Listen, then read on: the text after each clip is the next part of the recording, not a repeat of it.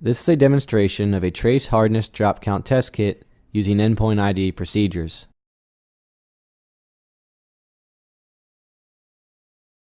The first step according to the endpoint ID procedure is to gather an accurate sample. The smallest change in sample size will lead to inaccurate results. Before gathering your sample, it's important to rinse the vial 3 times with the sample to be tested. This minimizes the chance of contamination from a previous titration. To get an accurate sample size, you want to hold the vial close to eye level. Once you feel you have an accurate sample, place the vial on a level surface and bend down to eye level. When performing a drop count titration, a white background can provide contrast to better see the color changes. A cabinet tray or a white paper towel can provide that contrast.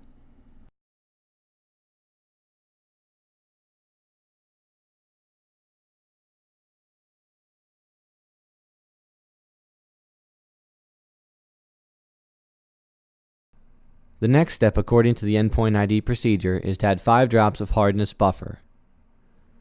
The bottle contains a dropper tip, so it's important to hold the bottle vertically to get a consistent drop size.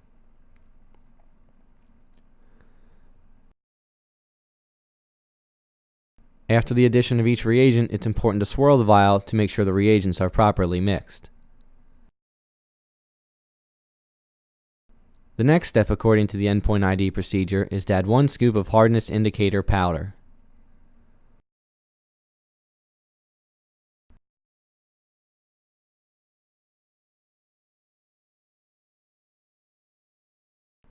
After the addition of the powder, swirl the vial to ensure the powder is completely dissolved.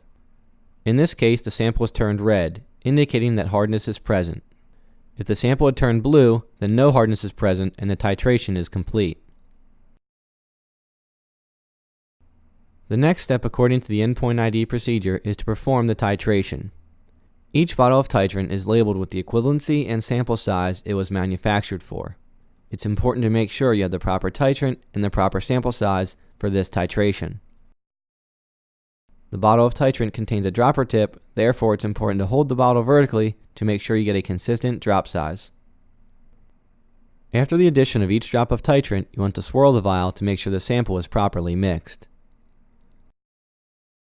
According to the endpoint ID procedure, the titration is complete when the sample is changed from red to blue.